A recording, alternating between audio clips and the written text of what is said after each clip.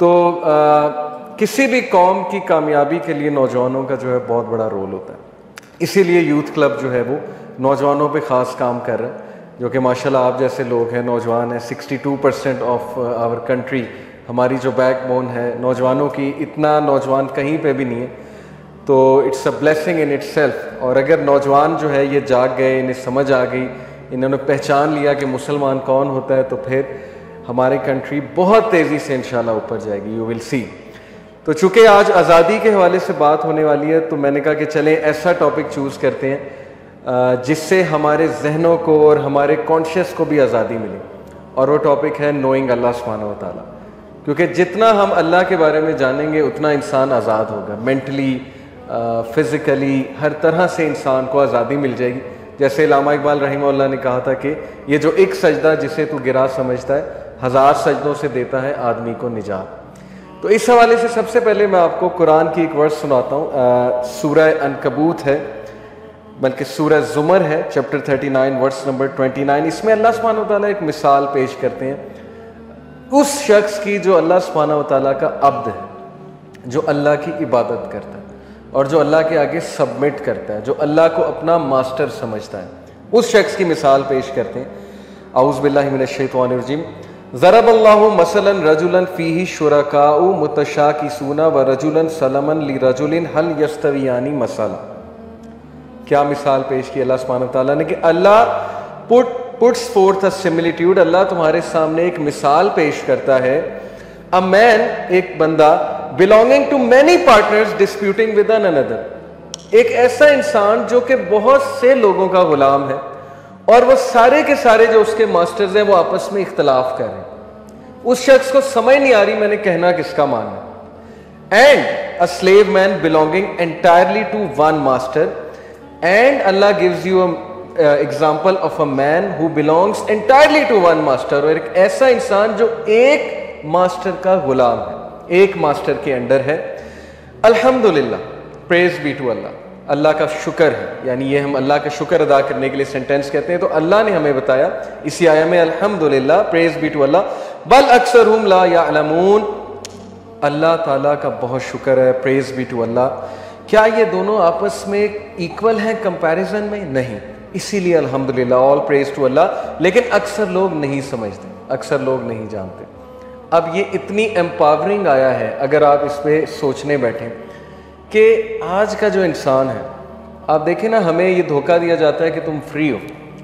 ये जो दहरियापन है, एथीज़म है, ये क्या कहता है कि जी फ्री हो जाओ रिलीजन की बाउंड्री से। क्या ये रिलीजन ने जो है वो लिमिट्स लगाई हुई हैं, ये भी हराम है, वो भी हराम है, छोड़ो दीन को, मज़हब को, फ्री हो जाओ।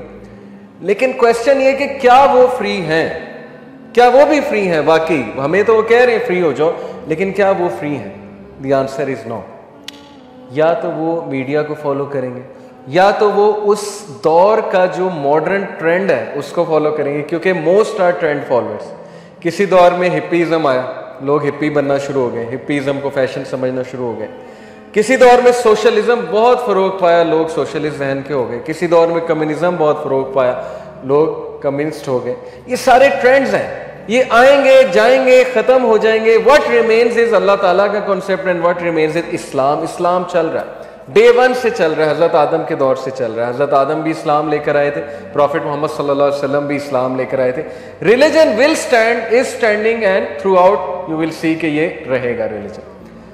तो सवाल ये है कि क्या एक बंदा जब अल्लाह को छोड़ देता है तो वो ये समझता है कि वो आज़ाद हो गया, अब उसे किसी की गुलामी नहीं करनी पड़ेगी, रादर उसे इंसानों की भी गुलामी करनी पड़ेगी।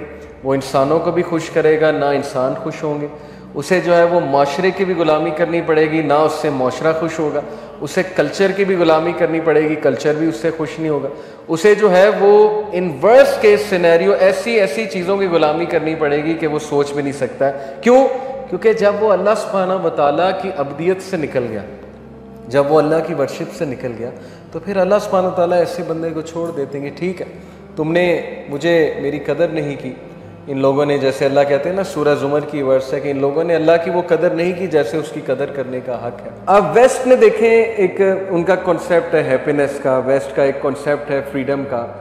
मगरबी जो तहजीब है उन्होंने एक फ्रीडम का कॉन्सेप्ट दिया ह्यूमैनिटी को। अपने समझ के मुताबिक, जाहिर है वही को फॉलो करते नहीं है, उन्हें जो समझ आया वो उन्होंने हमें कॉन्सेप्ट दिया। वो कॉन्सेप्ट ये है कि फॉलो योर ड्रीम्स, अपनी ड्रीम्स को चेज करो no matter what, and do not let anyone come in between you and your dreams, और किसी को भी अपने और अपने ड्रीम्स के दरमियान ना आने दो। सुनने में बहुत एम्पावरिंग सेंटेंस है, बहुत अच्छा सेंटेंस है, कॉन्फिडेंट लोगों का सेंटेंस है कि मैं अपना ड्रीम फॉलो करूंगा। फिर कहा कि अपने पैशन को फॉलो करो no matter whatever your passion is, वो पैशन फॉलो करो। फिर कहा कि do what you feel like, और आज हमारे मेजॉरिटी नौजवान नस्ल का ये कॉन्सेप्ट है, इसको दीज़म कहते हैं। मैंने एक लेक्चर में समझाया था, दी ईस्ट कॉन्सेप्ट ऑफ लाइफ ये है कि मैं मानता हूँ खुदा है, मैं मानता हूँ वो ऑल लविंग है, लेकिन मैं वही को नहीं मानूंगा, वही as a source of guidance मैं नहीं तस्लीम कर सकता। इसको दीज़म कहते हैं इस फलसफे को। तो आज हमारे मेजॉरिटी जो लोग हैं, चूंकि वेस्ट से किताबें आ रही हैं, वेस्ट से मोटिवेशनल स्पीकर्स आ रहे हैं, ये बड़ा इंपॉर्टेंट पॉइंट है, बहुत थिन लाइन है। यकीन करें अकीदा ऐसे ख़राब होता है आप सोच नहीं सकते। मैंने पढ़ी हुई हैं बुक्स, मैं आपको इसलिए बता रहा हूँ। अल्हम्दुलिल्लाह एक साइड पे अकीदा भी पढ़ा है, इस्लामी अकीदा, दूसरी साइड पे उनकी बुक्स भी पढ़ी हैं। ये अल्लाह ने बसीरत दी कि I was able to recognise, लेकिन हर एक के पास ये चीज़ नहीं होती कि वो रिकग्नाइज कर ले। बहुत से लोग उनसे हेल्प लेते हैं, जो कि कोई हर्ज नहीं है, मैं इसको नहीं कहता कि नहीं लेनी चाहिए, आप सेल्फ हेल्प बुक्स पढ़ें, लेकिन बीवेयर के उनकी जो तहजीब है उसके कुछ ख़ास पिलर्स हैं, और उन पिलर्स में से एक पिलर है इंडिविजुअलिज्म, इनफरादियत। West is all about individualism and individualistic philosophy of life. उनका पहले ही जो फोकियत है वो इंडिविजुअल है। ह्यूमनिज्म की भी, ह्यूमनिज्म भी एक पूरी फिलॉसफी ऑफ लाइफ है जो कहता है इंडिविजुअल मैटर्स, इन फर्द मैटर करता है, इससे पहले के माशरे की बात है, फर्द की बात करो। Islam on the other side talks about collectivism. ये बहुत बेसिक डिफरेंस है। अब चूंकि वो इंडिविजुअलिज्म के कायल है, इनफरादियत के कायल है, उनके लिए फ़र्द की खुशी मैटर करती है रादर देन खालिक की क्या खुशी है, खालिक आपसे क्या चाह रहा है। तो इसलिए ये फ़लसफ़ा हमारे नौजवान नस्ल के जहनों में इस तरह सराहत कर गया है कि मैं आपको बता नहीं सकता, इस हिडन अंदाज में, कि अब हमारा बच्चा ये कहता है कि मैं वो करूँगा जो मुझे खुशी देती है चीज़, बस ये उनका फ़लसफ़ा बन गया। आई will do whatever I feel like, और अगर मुझे इसमें कोई रोकेगा तो वो इंसानियत का दुश्मन है, वो फ्रीडम ऑफ स्पीच का दुश्मन है, वो फ्रीडम ऑफ थॉट का दुश्मन है, वो बायगट है, और वो फलां है, वो फलां ढमका है। आज आप देखें कि इस्लामाबाद में फ़ोटो शूट हुआ, बच्चा था एक, उसने फ़ोटो शूट किया अजीब व गरीब लिबास पहन के, बड़ा मशहूर हुआ, वायरल हुआ कंटेंट। तो उसने पूरा जवाब दिया बच्चे ने अपने इंस्टाग्राम पे, उसने कहा कि भाई किसको क्या तकलीफ़ है ये करने से, मैं किसको कोई नुकसान तो नहीं पहुंचा रहा ना, बस I will do whatever I feel like and no one can जज मी, कोई मुझे जज नहीं कर सकता सिवाय अल्लाह के। उसने अल्लाह का भी नाम लिया।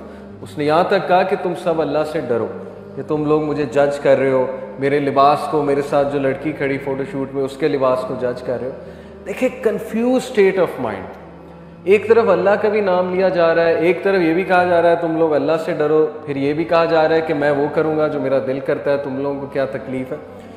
इसलिए बहुत ज़रूरी है कि हम कुरानिक कॉन्सेप्ट ऑफ फ्रीडम को समझें, कुरानिक कॉन्सेप्ट ऑफ आज़ादी को समझें। कुरानिक कॉन्सेप्ट आज़ादी का ये है कि तुम कहाँ धक्के खाते फिरोगे, कहाँ सर मारते फिरोगे, रिसर्चें करते फिरोगे, जब अल्लाह सुब्हानहू व तआला ने तुम्हारे लिए एक सिस्टम नाजिल कर दिया है, हलाल और हराम बता दिया है, तुम्हें फ्रीडम का कॉन्सेप्ट बता दिया है। वो फ्रीडम ये है कि अल्लाह के आगे सबमिट करो, तुम देखना अल्लाह तुम्हारे मामला सारे अपने हाथ में ले लेगा, क्योंकि लोगों के दिल अल्लाह सुब्हानहू व तआला की दो उंगलियों के दरमियान है।